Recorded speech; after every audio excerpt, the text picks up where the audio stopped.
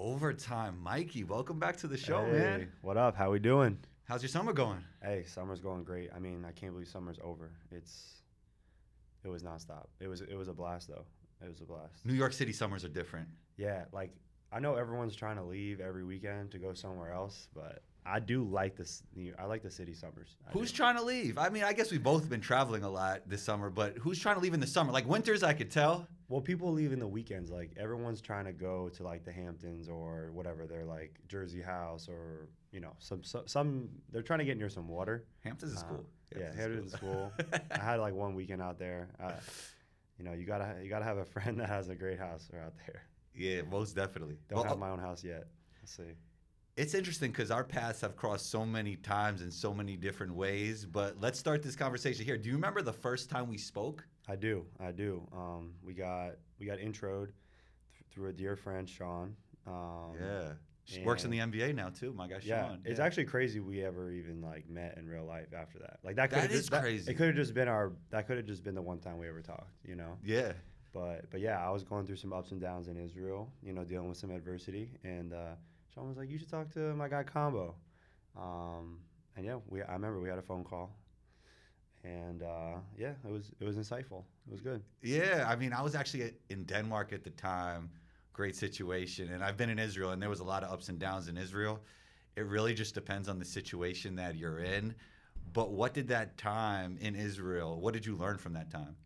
Man, I learned so much. Like, I think for me, like, I mean, I had a great childhood. I grew up in South Florida in the suburbs, like, full transparency. Like, I wasn't like a rich kid, but I never had to worry about anything. Like we're like totally in the same boat. We have so much in common. It's crazy. Yeah, so one, I think to be a foreign person in a country is just like a great exercise. Like, yes, there's just so like it's all the little things like going to the bank, doing these different things, and just not being able to communicate with people because you don't speak the language. The bank being closed in the middle of the day for no reason. They never work. No one ever works. No one works overseas either. Yeah, customer service is not good. But I just think, all your teammates are just speaking in another language. You're just like in the back seat, like you can't really talk. In a way, it can be lonely and isolating. 100%. But I do think it's a very great exercise. So one, I think, as a young man, I mean, I went over there at 21 years old. I graduated college at 21 and went over there. I was very young. So I was really young in every regard. But man, I mean, I didn't have that glory moment of like when it all clicks and all the hard work pays off. Like we've all had those moments in our lives. I didn't have that in Israel, at least to what I was hoping for. I had little wins, never had a big win where I was like, wow, this is amazing. So that kind of irks me. But from a life perspective, I think it was, I feel so lucky. Even though it didn't go as great as I hoped, it definitely, helped make me who I am today. Yeah, I stayed a few years too long, but that's probably better than a few years too short because I have no regrets. But you say you didn't have that big win situation. But do you think that kept you hungry after Israel? Yeah, so it definitely, I never had closure on my hoops career, and that's why I'm just still. Well, it's still here, I guess, in a way. Yeah, I'm still pursuing it in different ways every day, but yeah, the way my basketball career ended overseas was pretty unfortunate. It was one of those basketball business situations where I was on after my first year being up and down. I signed to a new team in Ashkelon, and everything was teed up perfect. Like I started both preseason games. I think I played okay. I had 8 points and 12 points in the preseason games. Like clearly belonged out there and could make an impact. And they were doing all these changes, and they brought this kid in, really good Israeli player, played on the Israeli national team, and then immediately he was starting over me, and it was like we should just be playing together, but they didn't have enough money to pay me and him together. Sometimes they went so hard with the positions that they felt like they couldn't play certain players together. Yeah. They labeled everybody. Yeah. So you are one, you are two, you are three. 100%. But dude, it became a basketball business thing because me and him were the two highest paid Israeli players, and they just didn't have enough to pay both of us, but they really wanted him. Right. So they literally tried to get me to quit. Really? That's what they tried to do. So I went from being in the starting five to we had like 12 guys on the team. So like at the end of practice, you do like first five or second five, and then be like 2 guys on the sideline who are like walk-ons. You know what I mean? Like the young Army kids. Yeah. I ended up being the 12th guy. They put me in on the sideline. I wouldn't even play in scrimmages. The coach was like, "Yeah, like yeah, they do moves like that." I'll never forget. Like they're benching me in practice after I started, and there was no like behavior issues or anything like that. Like it was just like, we want this guy, we can't pay you, like whatever. So but I refused to just stand there. So I would do ball handling on the side with 2 balls, like super disruptive. Like I go pound dribbles to the point where when the coach would try to coach people, he'd be like, "Mike, can you please stop for a second?" You weren't in a good place. Well, I mean, I was in a fine place. You were being passive aggressive. I wasn't gonna let him prevent me from getting better that day. So some days I would do 2-hand dribbling. It's a mindset. Yeah. Some days I would just run around. I'd run around the gym the whole entire time, just to like think. I just wanted people to think I was crazy. You know. You are. Yeah. I just wasn't gonna let this unfortunate situation be the reason why I like got out of shape or wasn't gonna get better that day. And yeah, I didn't. You know. What do you want me to do? And that's how it ended. So then, after a month of doing that, which is like, my agent was like, you know, keep going to practice, don't breach your contract. I'm gonna try to get you on a different team. Like, this is a terrible situation. He couldn't really get me anything. Then the owners of the team bring everyone in, not just me, everyone, the Americans, every single player. They go, "Hey, listen, this was like November, I think. They're like, we're not gonna be able to pay you guys this month or next month. But we have like a court case with the city in January, and if we win, everyone will get paid and we'll be fine. If we lose, the team's going to foreclose and we're going to not be able to finish the season." And I'm just like, man, like, what am I doing? Like I'm fighting to even get into practice. They don't want me on the team. Now they're not paying anybody. I think I'm just going to bounce. And I literally just left. I just left. And then I never went back because I didn't do enough where teams would have offered me without me like grinding it out again. It would have been 3 seasons straight. And I was close to going back and signing with this 3rd division team, but I was like, you know what, I'm going to give New York a try. And I was open-minded to going back, but I just went to New York, and that's when I found overtime. How did that all start with overtime? Dude, it was I swear, like every opportunity I've had in my life, like I had to go proactively try to get it, you know?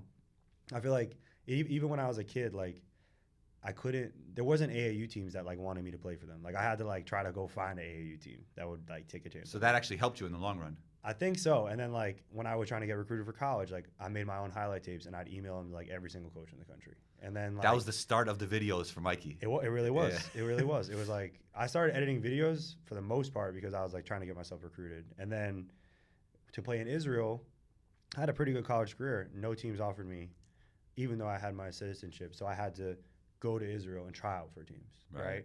And then come to New York, I have no job, and it's the same thing all over again. Obviously, everyone's got to apply for a job, but I came across Overtime at the time. Pretty unknown company, not a sports media company, really. They were like working on this app, and I just sent a cold message to the co-founder. And I was like, listen, I just played basketball in Israel. Like, I do some social media and video editing. I'm trying to, like, get in the space. And I was like, I'll do anything. And he was like, all right, come to the office. So I came by, interviewed, and they're like, here, like, this isn't like a typical interview. Like, just do this video editing project. They just had me edit a video for them as like an assignment. And they liked the way it turned out. And they're like, this seems great. Like, you should start part-time.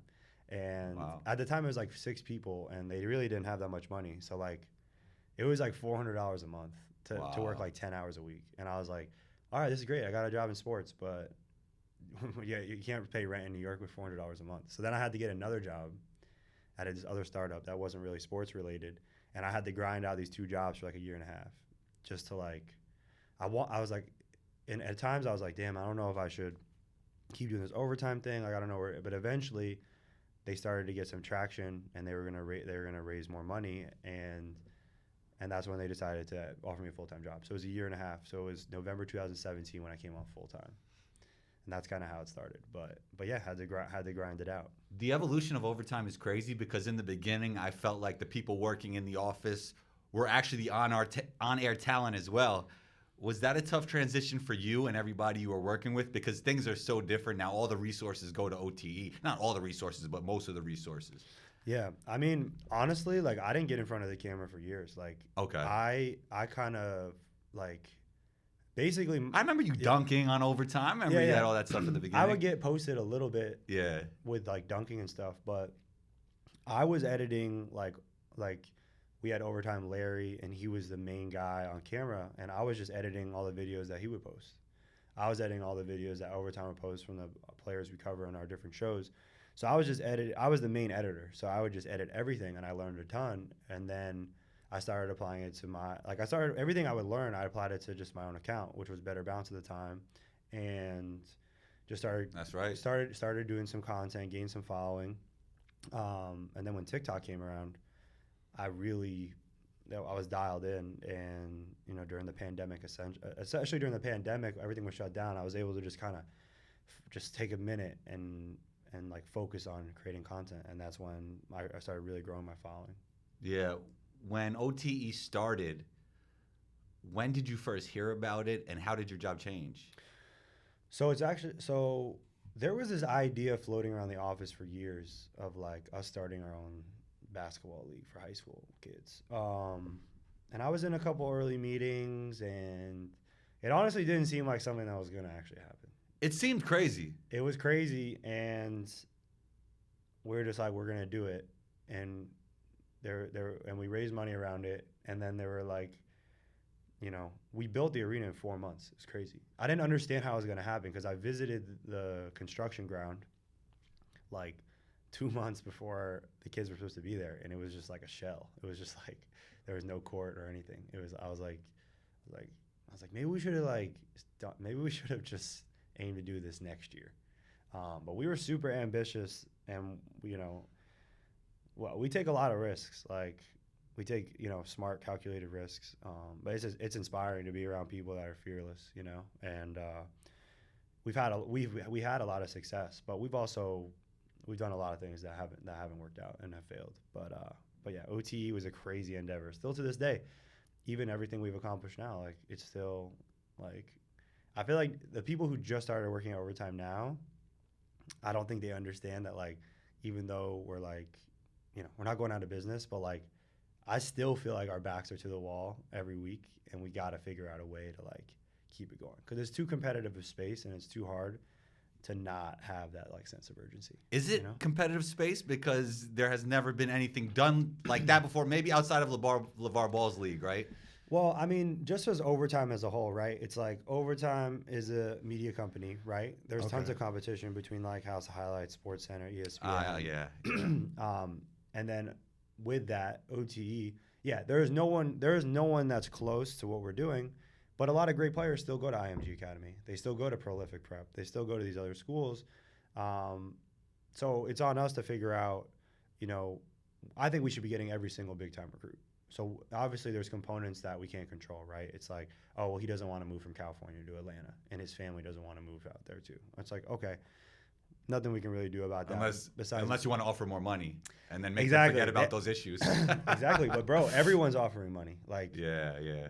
Like, these prep schools are offering tons of money too. So it's like, and the college coaches that are recruiting them also like have a bag waiting for them as soon as they go. So yeah, money has gotten crazy with the NIL stuff, but yeah, recruiting is harder than you would think, because we have everything for the kids. We have the academics, the facility. I've been there. That facility's crazy. It's crazy. So you have everything you need, and we've seen time and time again, the kids that have amazing attitudes and work hard, like their games transform. The Thompson Twins were like 3-star recruits when they came to us, and they both became top 5 picks. Don Barlow came to us as a post-grad our first year, and he's a New Jersey kid, and he was on no radar for the NBA. Went undrafted, but he's been on a 2-way with the Spurs the last 2 years. But we have, and now, I don't know if you've seen Alex Sarr. Mm-hmm. He plays, he's a French prospect, 7-foot French prospect who will be probably a top 20 pick next year. He's with us the last 2 years. He plays for a team in the NBL in Australia now, and he's dominating. we have 2 kids that were with us last 2 years who are now with the G League Ignite team. So it's like the kids that work hard and are proactive, like they have everything they ever needed between nutrition, fitness, strength and conditioning to just transform their bodies and their game. And it's we've seen it in just 3 years. We've already seen it with like 10 athletes. So that's interesting that Asar and Amen were only 3 stars, because it seems like everything was built around them. Like they seemed like, especially in the documentary, and even when I went to Atlanta to go watch that, they were like the face of the franchise. Yeah. So the thing is, the first year, no one really knew who they were. And they were like, they were ranked like 48th and 50th in their class or something. But after that, their junior season, no. Wait. Yeah, no. So it was actually their senior year of high school. They just like blew up, and it was the first year of our league. They blew up. So then when they came back, I think you saw them when they played on the City Reapers team, and at that point, they were the face of the team. They were by far the 2 best players in the league. And if you watch the first episode of the doc, the guys like they had a lot to lose, because it was like they boosted their stock tremendously that first year. But they did their thing. Their stock actually just kept improving. Go back to back 4 and 5 twin brothers. That's insane. It is insane. And if it wasn't for like Wemby and Scoot, they might have been 2 and 3. Like, you know what I mean? Like Wemby is like a generational guy. So I realized how good Asar was watching him in summer league. And how do you feel about people that say like watching OTE is hard to evaluate for these prospects? Because I'm not gonna lie, like I was way more impressed with the Thompson Twins, even a men. He didn't even play that much. Watching them play against NBA talent. Obviously, even in college, it doesn't matter where you come from. Like it's going to be a harder evaluation, right? But what do you say to those people like OTE is a hard eval? Yeah, I mean, anything that's new is going to be tough, right? Like when LaMelo was playing in Lithuania, it was so hard to evaluate him, and same when he playing with the NBL. Like, but my thing is this, right? It's give or take, right? Because it's like, okay, I respect college basketball. I played college basketball. I never played at a Division I level. Like it's hard, and I do think anyone who goes there, their stats actually get like deflated because you're playing in a system. It's slow. It's half for most court. people. It's half court. It's tough. I think if Amen and Asar are so good that like if they went to college, I think they would have been top 10 picks regardless. But to evaluate OTE is hard because it's like they were post grads playing against some 16, 18-year-olds. But if you actually understood the talent that was there, like I said, the 2 guys that are on with the Ignite team now, one's going to be a top 10 pick. The talent they played against was better than if they went to most college basketball games, but they were just younger players.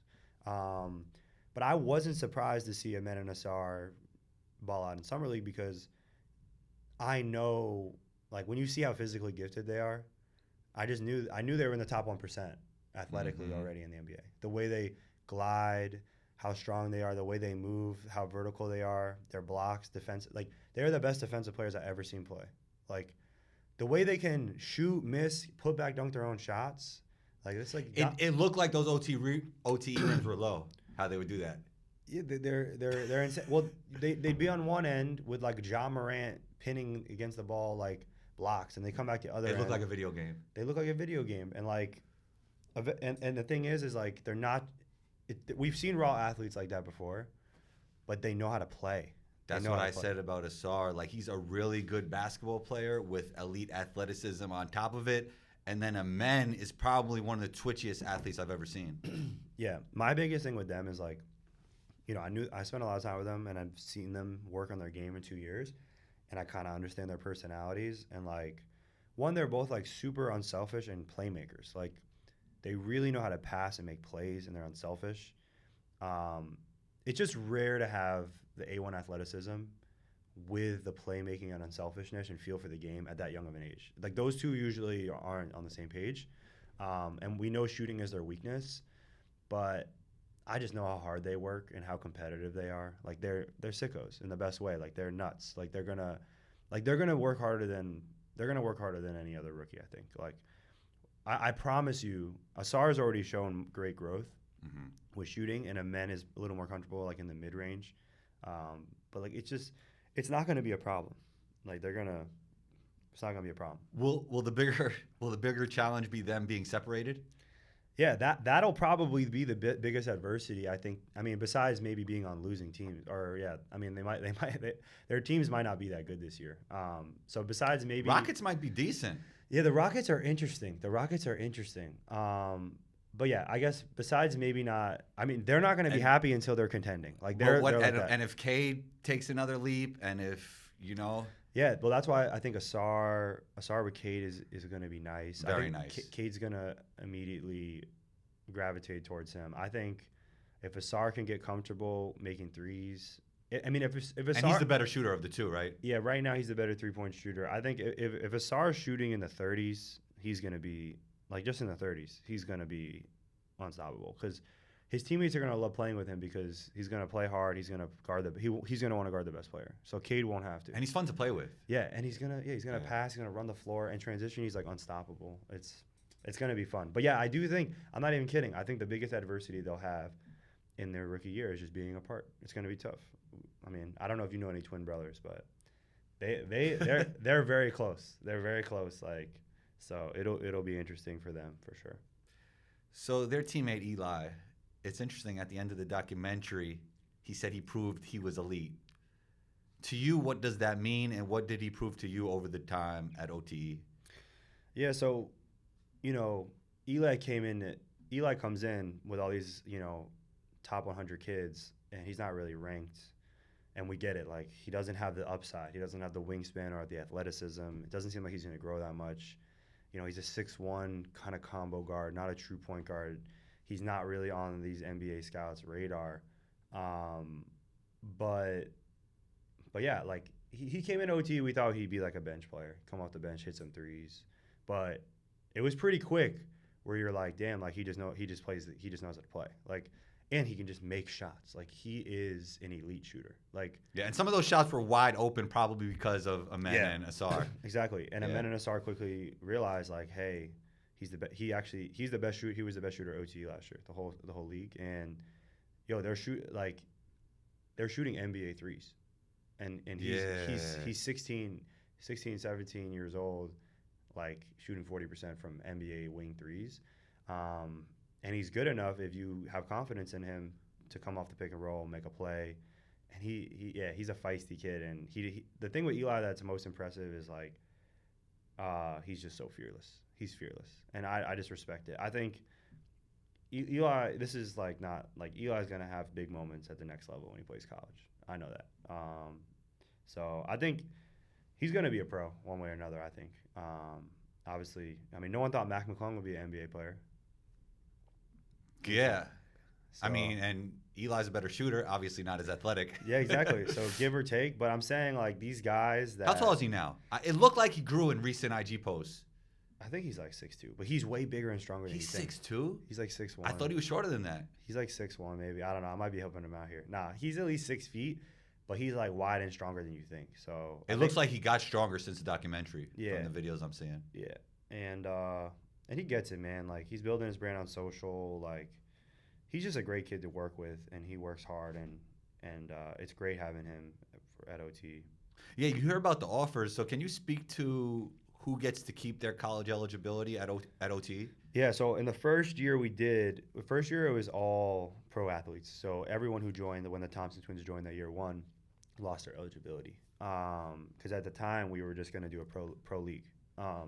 And then NIL rules all changed, I think, because of us. And then we started to give the optionality of having a scholarship. So now, like, when a kid comes to OTE, when we offer him, like, he has choices. It's like, one, he could become a pro, get on a salary, and lose his eligibility.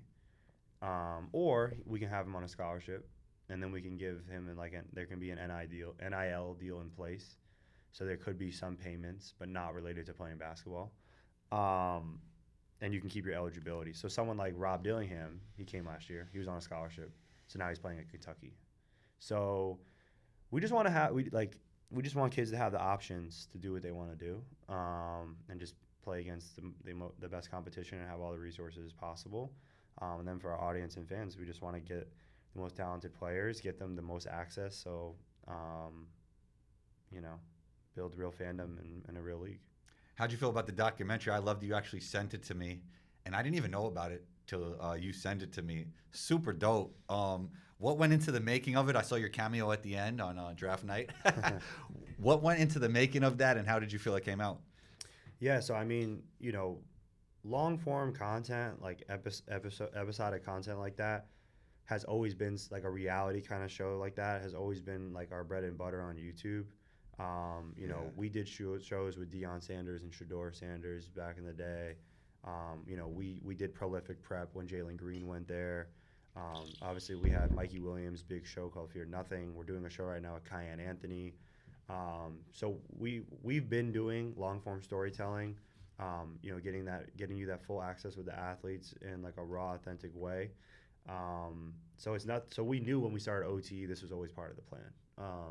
And to find a great partner like Amazon Prime, and it's a great deal and partnership we have with them, where we get to stream our most hype games of the season live on Amazon Prime. I saw that. Yeah, so we're live streaming full games on Amazon Prime, and then we have this follow documentary series that comes after, called One Shot, which just dropped last week.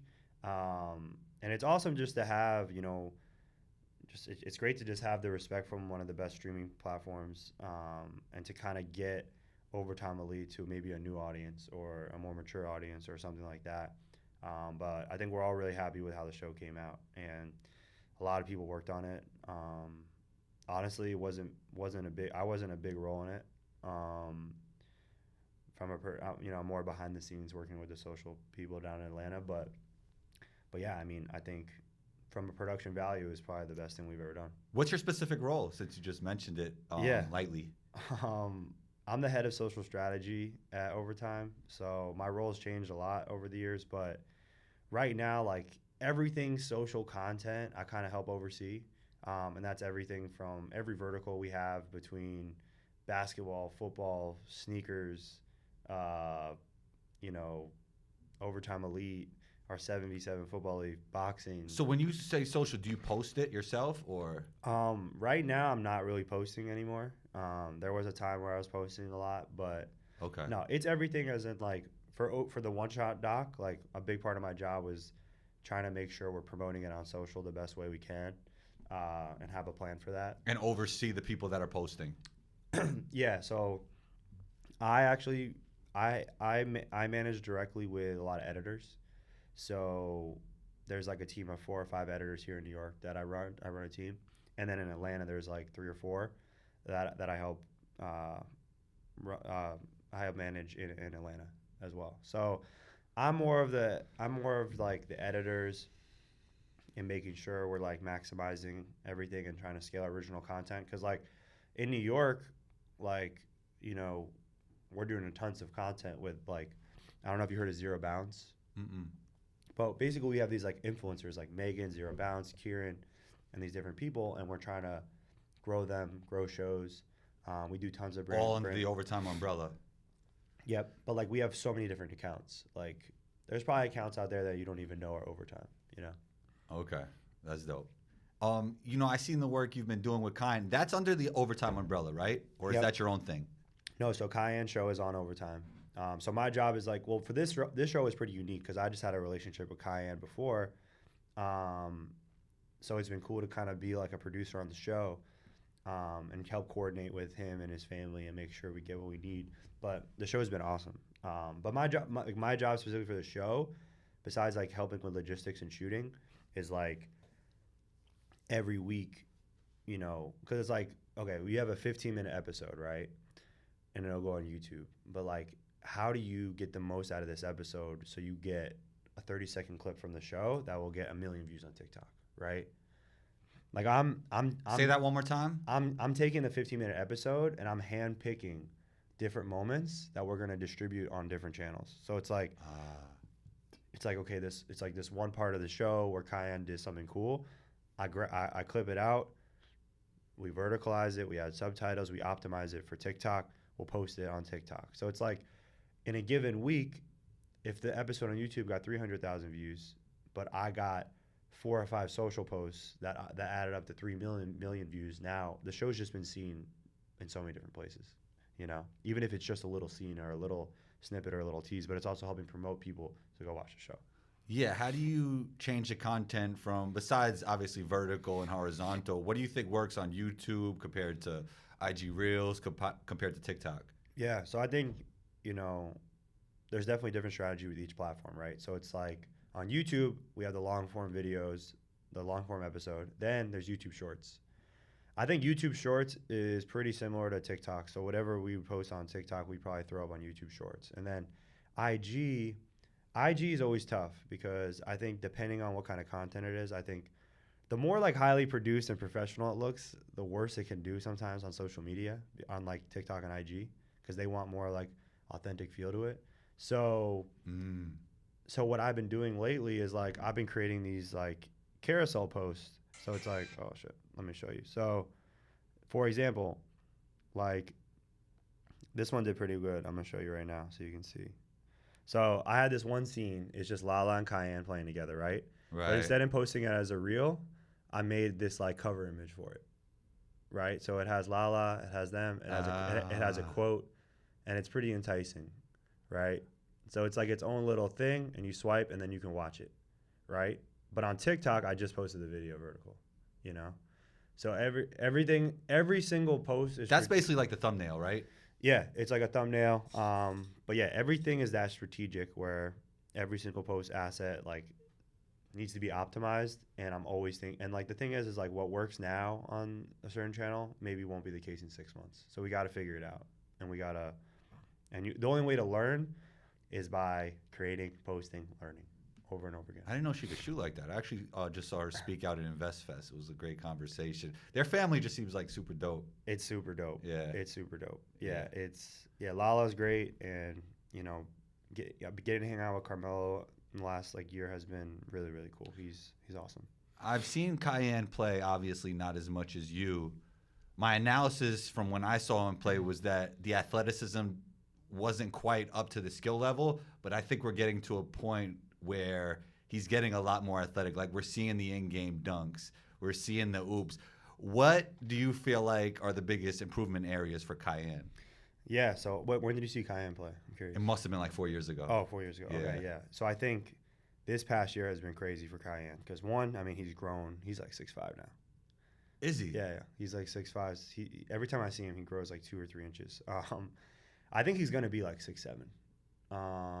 And yeah, he always had a pretty jump shot. Yeah. And now, yeah, the skills and the athleticism is still like up and down. You could tell like he's still growing and figuring it out. I think by the end of this school year, you're gonna see his body's gonna be like, he's just better feel for his body, and he's gonna be like doing things a lot easier. But yeah, I mean, I think the sky's the limit. Like, I think it's hard to assess someone when they're 16, you know? Like, 100%. He's going into his junior year, but he has all the resources, and I think he really he had a huge summer. He has 18 offers now. Wow. So, like, yeah, he clearly loves it, and he works hard, has all the resources, and has the DNA. So I think it's only a matter of time. He definitely was a little bit of a late bloomer, I think, but you know, he did his thing in EYBL. Yeah, and that's the best of the best, right? Yeah, so outside OTE. Exactly. But it's interesting because you said, you know, how hard it is to evaluate kids that young. That's why I kind of stay away from like talking about 16-year-olds, because you could be a totally different player by the time you're 18. 100%. And if you look at the NBA, it's like, how many of the NBA's best players were those like number one ranked players? It's not like that. It's like, one, they're all like international guys. Two, the Damian Lillards of the world, who were the people who were actually not ranked and undervalued, are a lot of times the ones who break through because they have that chip. They have the chip, and they had the good habits, you know, of just like, damn, they just outworked everybody all the time, and then they get to the NBA and they just have those habits like instilled in them, you know? Yeah. There's a lot of guys like that. Like, I mean, even like Kawhi Leonard and Paul George. John Morant, I know he's going through his issues, but yeah, John Morant. No one thought he would be the future face of the NBA, you know? Yeah. So yeah. It's It's crazy. crazy. But you mentioned the international players. Obviously, last 5 MVPs have been international players, and we've seen Team USA loss. I don't know about you, but I've been like kind of weirded out by the response of Team USA losing. Why are people so surprised at this point? I mean, I know Steve Kerr said it's not 1992 anymore, and he got some backlash for that, but Yeah. he's actually right. It is an excuse because you are supposed to win. You do have the most talent. Yeah. But the gap in talent is just not as far as it used to be. Then you have to take into account the chemistry these teams play with, right? They have NBA talent, and you know this, like playing in Israel, playing overseas, that some of these countries are so small that these guys could actually practice together from a young age all the way up to when they're pros. 100%. They've been playing together their whole lives, But yeah, I mean, we sent like our C team out there, and they're really good players. Like all those guys are like on the rise and really, really good. Yeah. But I think, it's not surprising. And I think at the end of the day, the fact that the world is so good at basketball is great. I think it's good for the sport. I think it'll end up being good for the NBA. But it just comes down to development. That's what it comes down to. It's like you can't look at the NBA and be like, man, all the best players are international guys. Like, they're just getting better. It's like they're doing something better than us. They understand the team concept of basketball because I feel like in the States, everything's focused on the individual. Yeah, exactly. And I think, it gets you to a certain point, but eventually you got to learn how to play with other people and stuff. So, I mean, because when we say the word development, it's not just about ball handling. You know what I mean? It's not just about skill development in general. It's not just skill development. Yeah. Exactly. I think from a skill development standpoint, I think America, we've never been better. I think and athleticism. Yes, the players in the NBA now are the most skilled they've ever been, and the most athletic. And I've said this. I've posted about it on social. Like, the skill is up, the athleticism is up, the feel for the game is probably slightly down. Yes, and I think that's where it's hard to understand because it's like, man, the players today would have dominated the NBA in the 80s, and it's like, they are more athletic and more skilled, but there was no spacing back then, and they still made plays, so maybe they were better at playing basketball, Yeah, it's so hard to assess everything, but yeah, there's something about, when I went to Israel, there was definitely things I didn't know, basic things. 100%. You look at basketball in a totally different way after that experience. I never really played out of a pick and roll. I didn't really know the right reads. There was little things I kept messing up on, like little things that are they're actually elementary that I was not I needed to be coached on. When someone drove baseline and was trying to make that baseline pass, I would still be up in the wing spot. Well, yeah, there's more of that in general, right? Like the point guard keeping the dribble alive. He's like, Mike, you got to go corner. You got to be there for the pass. And I would sit in the Mike, wing. You must go corner. Come on, Mike. And I'm just like, I'm like, damn, that's just like a basic basketball off the ball. When people say, oh, he's so good moving without the ball, it's like, what does that really mean? It means relocating, but it also means being in the right spots. And as a shooter, you got to know that. And I'm supposed to be a catch and shoot guy. And I don't even know where to go, but literally no one ever coached me on that, just where to be, or if the guy's coming off the pick and roll to slide up into the window, I just wasn't, there's things I knew, obviously, when you're running in transition, run to the quarter, spread the floor, those things, but there was just little things, and I didn't know, but I learned, but yeah, I definitely wasn't fully prepared when I went out there.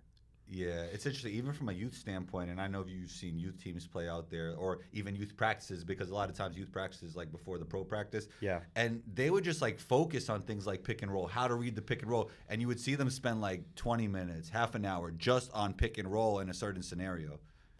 Man, I never played pick and roll ever. That's crazy. In college, we didn't even play pick and roll, and that really hurt me. But it's also as a ball handler to feel just comfortable with the defender on your hip and making a read and controlling the pace, knowing when to slow down, all that, knowing when to shoot the pull up, knowing when to, the thing about basketball that I think people really underestimate is just having the instincts and decision making of when to shoot, when to pass, when to drive. it sounds simple, but it's so hard to actually master those decisions. Like, and there's so many players that you even see, like we see in like YouTube culture now, not to be like the old guy, but it's like dudes could like be really skilled, really athletic, make nice highlights for social media, Yep. but not be that good at basketball. 100%. Well, I think that's what the NBA, like, I think if you ask like Steph Curry, clearly like a high IQ guy, or LeBron, how many guys in the NBA really know how to play basketball? Like at a high level, I would bet he would say not that much. They can they're skilled, they're good, but as far as like making like really knowing how to play the game, like a Draymond Green type of guy, like I don't think there's that many. But yeah, I mean even now like I fall victim to it. Like, you know, I've been working on like trying to be able to create space and create and be more like one-on-one. But yeah, that doesn't always correlate to real basketball, you know. How do you feel about that? That now you become. I mean, I love it because you don't have. There's like different lanes to be known as a basketball player. But how do you feel about in this culture? You could be like known for basketball, but not be that good at basketball. Yeah. I mean, at the end of the day, like it is cool how social media, you know, gives basketball creators like you've seen like Cam Wilder and Friga and these guys who like. Yeah, I didn't want to name people's names. Yeah, well, I'm saying. Well, here's the thing. Well, I guess it comes back to this point is like there's just not. And enough. Friga could play, by the way. Exactly. These guys are good. They played in college. Like there's so many good basketball players that after college, there's nowhere to go. Like that is true. Whereas like if they lived in another country, they would have played third or second division maybe, and they would have been able to play for another 10 years and make like a decent living. So that's the tough part about America is like I play against guys at West Fourth, or you play against guys and you're like, holy shit, like this guy is sick. Like why is he not playing anywhere? And it's there was a lot of that growing up in New York. 100%. And it's like, okay, maybe they have attitude problems, maybe they got kicked off their college team. I don't know. But there's also just a world where it's like there's nowhere for them to go. So I think it's a plus that like a guys like Cam Wilder or Friga or even like myself where like, you know, you just have a lane to keep playing because I don't think it's fair. Like if I lived in Israel, I think I would have just played third division until I was like 35, 40 years old. I would have got another job. When you were younger, you would have been playing a higher division than that. Yeah, but I'm saying like, but even if like if I decided I just was going to live in Israel the rest of my life, like I think I'd be able to play third division until I was like 40, and I'd have another job. And after 40, even more than 40. But whatever. But I'm saying like I would have played third division and had another job. Whereas like now, like you know, we play pickup at Equinox and we have a job, but like there's a world like third division's like one game a week through 4 practices, like that would be great. You know what I mean? Like I know dudes like Oren Mansky. Like, bro, he's playing out there till he's 40. Like, you know what I mean? And, like, he does his other things. But, like, there's nothing to do like that in America. We have to pay to play. I'm paying to go play at Basketball City. I'm paying to play at West Fourth. It's crazy. Not saying I should be getting paid, but I'm saying, like, that's the culture. It's just different, you know? I mean, you could still make money if you end up winning Dykeman or whatever, but, you know. That is another thing, like the money tournaments, the one-on-one stuff is getting more popular. Yeah. TBT is another thing where like TBT's high-level guys could go play. Yep. And the men in SR played in it actually. They did. They did play in it. Yeah, we didn't win, but they did. They had some big highlights. Those two. Yeah. They showed, but then that's another situation where it's like, yeah, we had a talented team, but you got like I think we played against like Creighton or I forget who we played against, but it's like, you know, those guys played together for years. You know, like I mean, it's like college teams, and it's also like there's just a difference of like if you play against dudes who played in college for 4 years and played overseas for like 10, like they just know how to play. They know the tricks. They're gonna win. The older guys are gonna win, even if they're a step slower or whatever. Yeah, it's team defense, being in the right spots, being smart. It ends up. And you talked about how those guys played together forever, and that's part of the issue with Team USA. It's like the talent is not enough of a gap to defy the chemistry of the other team. Exactly, and I mean you hope there's some consistency, but then you know one flock of guys show up for like FIBA, another flock of guys show up for the actual Olympics, and it's tough. How do you feel about the Anthony Edwards Michael Jordan comparisons? I mean I think it's unnecessary. Like, does he have comparison? Does he have like characteristics that align with Jordan? I guess like they're both super exciting athletes. I think Anthony Edwards has like that mentality to be like a guy who will be on contending teams and demand winning, which is cool. I mean, the sky's the limit for him. think it's a little unnecessary. I don't think he plays that much like Michael Jordan. Like he's he's an amazing 3-point shooter. It's also just like pointless to compare. Like Kobe Bryant was like a mirror of Michael Jordan, and no one else has ever been close to like Kobe emulated Jordan, and no one's even been close to that. I think Kawhi Leonard and DeMar DeRozan. Isn't Jimmy Butler, according to social media, supposed to be MJ's son? Yeah, it's ridiculous. Like, it's like someone makes a mid-range jump shot or like it does something and it's like, oh, it's Jordan. It's like, come on, like, I get it. Like DeMar DeRozan, Kawhi Leonard, they kind of remind me of like the mid-range Kobe, Michael, but they're so different. Like, I don't know. But Anthony Edwards is I'm not saying don't compare him to Michael Jordan because he won't be that good. I'm saying like just don't compare him to Michael Jordan because it's pointless. But he could be. I think he has potential to be like a top 10 player ever. But he does. But we gotta. I think him and Luka have that type of potential. Obviously, he's a little bit younger, but I do think those are the guys that'll be in the MVP mix for years to come. You probably throw like SGA in there the way he's been playing. Dude, I love seeing a guy like that.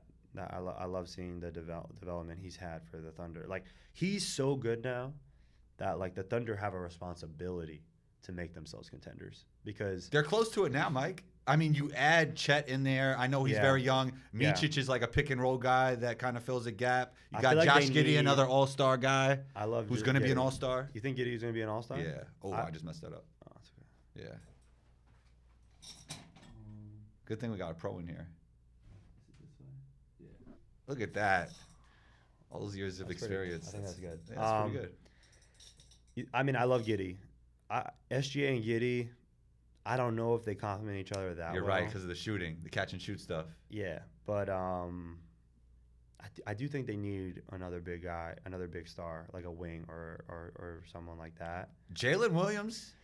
Yeah, no, he's good. He's really good. He's like going to be a two-way star. He's really good. And Chet, we obviously have to see how. Obviously, he has all the tools. He was cooking KD this summer. It's a done deal. He's the rookie of the year. Yeah, but like the Thunder really need to treat. They need to treat SGA as if he's Luka Doncic because I think he's that good. Yeah, of course. He's that good. Yeah. So you got to get pieces together and make a run. Like if the Thunder aren't like, they got to be a top 5 or 6 team in the West. They have to be.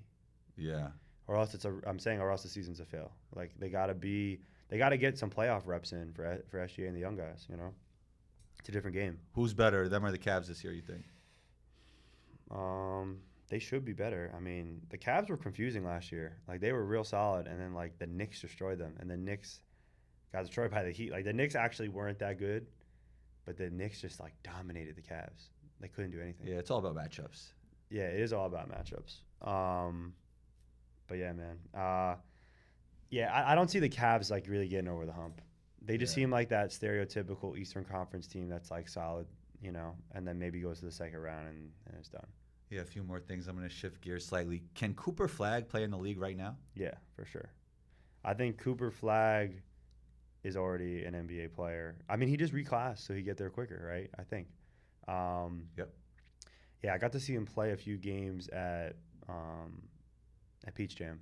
Okay. Bro, he's like Blake Griffin mixed with like LeBron, like I'm not saying he's that good. I'm saying like from a high school, like he's just like a do-it-all kind of guy. Like, what do you need? Like, what do you need?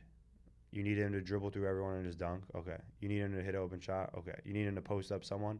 You need him to make the game-winning defensive play to block a shot? He also is a guy that, like, he's not soft. Like, he's coming for you every time. Like, he'll force the issue. Kind of like a Zion, too, where, like, I'm going to shoot. I'm going to get my own rebound. I'm going to shoot again. I miss. I'm going to get my own rebound. Then I'm going to dunk on you, and I'm going to flex in your face. Not only that, like, throwing it to yourself off the backboard used to be, like, a huge deal, and he does it, like, every game. Yeah, and he doesn't do it in, like, a showboating way. Like, he just does it because he's, like, skilled. It's like, oh, it's just the best play to make at the moment. And, like, he can finish with each hand. And, yeah, I can't say enough about Cooper Flagg. I mean, I wish we had him at OTE this year. That would have been great. So who would you build your team around first, him or Wemby? Right now, if I could draft both of them, man, that's kind of hard. Like Wemby has more upside, but Cooper's like a sure thing. Like I am positive that Cooper Flagg will be a good to great NBA player. Like I'm positive. So who are you going with? I think I'd go with Cooper, even though he's younger. You know, I might agree with you. That's tough. But I would say for OTE, like let's say an OTE team, I'd definitely take a Wemby. Oh, for OTE. Because he's just going to tower over everybody. Yeah. I mean, from a views and content perspective, I think I'd want Wemby. Because the thing with Wemby is, like, it just doesn't make any sense. It doesn't. I saw him play in Summer League. It doesn't look real. It literally looks like a video game. Yeah, like, obviously he struggled in that first game, but then I think there was a second game where he had a couple, like, just like. And my thing is like tippy toe dunks. My thing is, what if he plays game 3, 4, 5, 6? What does that look like? Does it get better every game? I don't know. You know. Yeah, I mean, we all know. Don't overreact to Summer League. It's like, I think the thing with Summer League is that you shouldn't really you shouldn't learn anything new. It should just kind of cement what you already thought. I feel like, right? Yeah, that makes sense. It's like, okay, we know Wemby is. There's never been anyone like him, right? We know that he's gonna have some trouble physically. Like, he's gonna get pushed around. You know, we also know that, like, he can make plays that you never seen from someone that size. He hit like some mid ranges coming off like dribbles moves. It was like, okay, we knew he could do that. It's great to see him that he could do it at the Summer League. We know he could like block shots. We know he can like use standing dunks and stuff. And we know he might get bullied a little bit. It's like it kind of was like everything I know. And it's like, if he gets stronger and gets a better feel for the NBA game, like, he's eventually gonna. I mean, there's no reason why he's not averaging like 12, 8, and like 5 blocks or like 3 blocks a game. Like, you know, but like, he's going to get dunked on. I know he's going to get dunked on. Like, he got dunked on in Summer League. I was like, I know he's going to get dunked on a lot this year. He's going to. It's fine. Yeah. He's going to block shots. He's going to try to block shots. The main thing is like the injuries, you know, but. What do you think his rookie year looks like? I mean, he plays for not a great team. I think he's going to get a lot of reps. I think he couldn't be in a better development team situation. Yeah. So I also think he has a great attitude. He's probably coachable. That's the thing with international guys. They have good attitudes, and they learn, and they coach, and they go back to their city. They go back to their country. Growth mindset. They go back to their city and they get better. Like, they go back, you know, because they're playing with high IQ guys when they go home. You know, so it's like, I think it's different. I think it's different for him. It's like, when he goes back to France, he's gonna be playing with like probably like the French national team. When you know, I'm trying to think of a situation.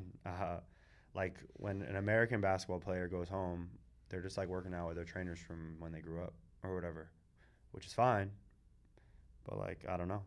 There's give and take, you know. Yeah. All right, 2 more things before we get out of here, Mike. Your 3 favorite exercises to improve your vertical jump. Interesting.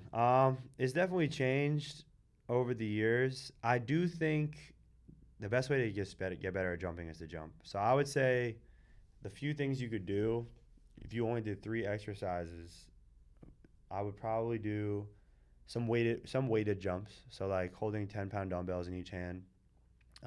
You obviously want to progress to this, but just having some sort of load while you're jumping safely, right?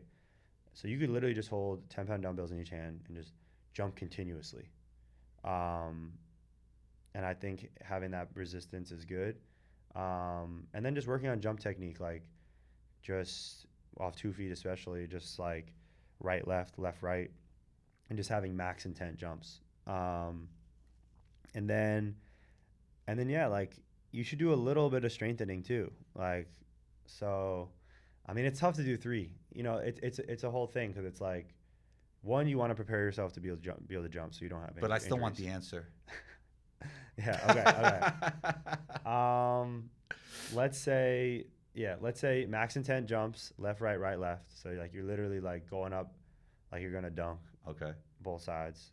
Weighted jumps, and let's just say a goblet squat. Let's just say holding a dumbbell right here and just squatting. If you only had time for 3 exercises, I think if you do a little strength work with the squats, some, you know, max intent jumps, maybe do the weighted jumps first, then contrast it with non-weighted max intent jumps.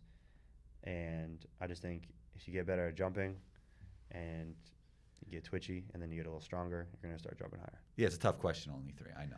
You want to get more detail. I do. I always want to get more detail. A couple things I realized about myself just working on that kind of stuff over the years, like when I push through heavy weight, especially usually in a single leg way, like whether it's a lunge or elevated split squat, that always gave me like a good boost. Yeah. And on top of that, what I learned later is that isometrics is sometimes the missing link because it links the eccentric to the concentric, and not a lot of people are working on it. Not that it's the end all be all, but it kind of gives you that transfer from eccentric to concentric. Yeah, isometrics are huge. Like, especially that I would add that as something to do on As your fourth. or even on non-jumping days, because it's so good for your tendons. Yes. So it's like a lot of times people want to jump higher and then they end up getting like tendonitis in their knee, which I had honestly for years.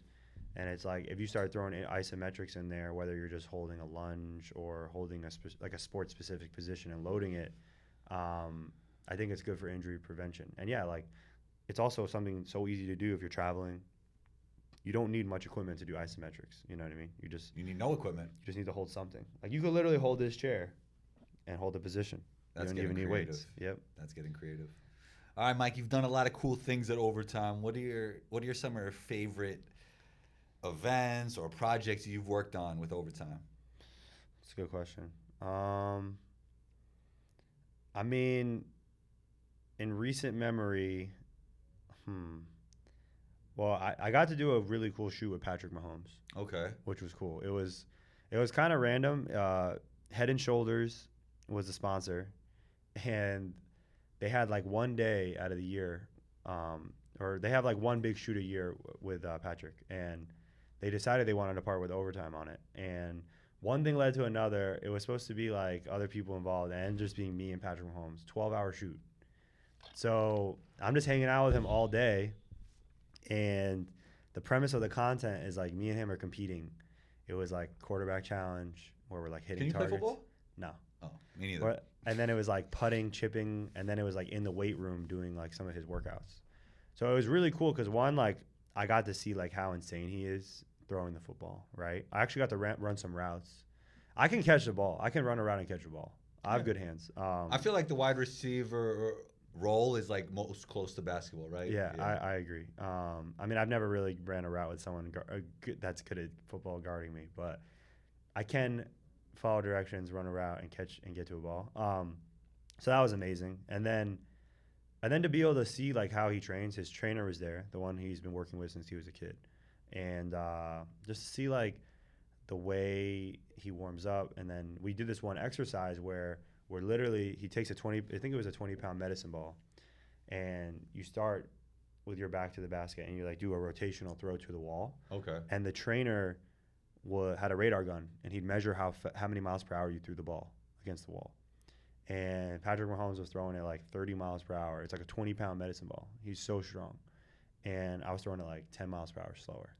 And I'm like I'm strong relative to like. And you've thrown medicine balls around before. Yeah, and I've thrown medicine balls. Like I'm stronger than most people, but like he's like insanely stronger than me. And he's a quarterback. You know what I mean? But he's a big guy. He's like 6'3", 2, I don't even know. But that's probably the evolution of the sport. Like probably back in the day, you didn't need to be an elite athlete to be a quarterback, but now you do. I guess Tom Brady is the exception because of the mental prowess. Yeah, Tom Brady's an exception. Like, yeah, it's like if Patrick Mahomes needed to go out there and like play tight end, he probably could. You know what I mean? Like, like physically, like he can. And Tom Brady could not. Yeah, Tom Brady could not. Like that's the thing with Patrick is like he is like a heavier guy, but like he still glides around on his feet. Yeah. Like he dances out there. So that was really, really cool for sure. But yeah, I mean, the coolest thing at Overtime is just I work with such smart people who are all driven and like, you know, we're trying to change the game. Like we're trying to change history. I mean, we did. We started this league from nothing and it got 2 top 5 picks. Like just to start with nothing and create something that actually changes the imprint of the game. Like, yeah. I think that's probably the most rewarding part. Like that's crazy because that has impact even after you're gone. Yeah, exactly. So exactly, it's like we move so fast. It's sometimes it's hard for me to like I try to spend time to reflect back on what we've done. But it's hard because you're always looking at what's next, right? Yeah, exactly. Yeah. So, but yeah, the relationships that we made and what we've done, it's crazy. But yeah, I guess it's really just a start. What do you feel like the future is for OTE specifically? Yeah, I mean, I think the blueprint is there. I think right now it's, you know, just perfecting every single part of the business and making sure everyone's working well together, right? Making sure people in New York work well with people in Atlanta, making sure that the departments are all working together. It's like the little things. It's like in basketball where it's like, how's the communication? Oh, you never talked to that person? Like, let's go introduce you to them. Like, oh, you don't go up to the third floor and take meetings up there? Like, why don't you go up there? Like, it's like the little people things. And I think those things, what I'm learning in my career now is just like those things, the communication and just, you know, being proactive to introducing yourself to people and those things, like it makes a difference to the overall work culture. So I think it's really just the little things of just like getting everything from good to great. It just adds up. And I think one, the people who work there will love it more. And then two, that trickles down to the kids who are there. And sounds like culture to me.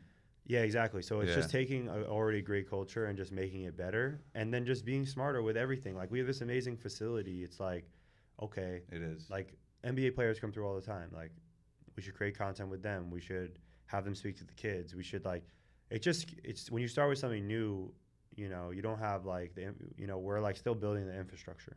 And we don't have the luxury of like, you know, the Los Angeles Lakers have been around for 40 years. It's like, so we're trying to make fans. There's no precedent. Exactly. Like Lakers fans, there are people who are just born Lakers fans, right? No one's born a City Reapers fan. So we have to, we have to create that ourselves. And the way to do that is with the community. That must have been a challenge because everybody's living in the same place. So in some ways it felt like everybody was on the same team, right? I know there was 3 outsourced teams, right? But no, it's there. Yeah, it's definitely, you know, a little bit funky. But yeah, I mean, it's been cool. And there are like real fans. Like there's real cold hard fans. And like, that's cool. Cool. They might have loved like Rob Dillingham and different players, but I think they're going to just love the new players that play for their teams too. And I think we'll be announcing teams and rosters soon. So looking forward to it. Mike, cool. Thanks so much for the time. Hey, you know you're always welcome on the show, man. Hey, I appreciate it. It's always a pleasure, Combo. Appreciate you. Talk soon. Sounds good. We're out.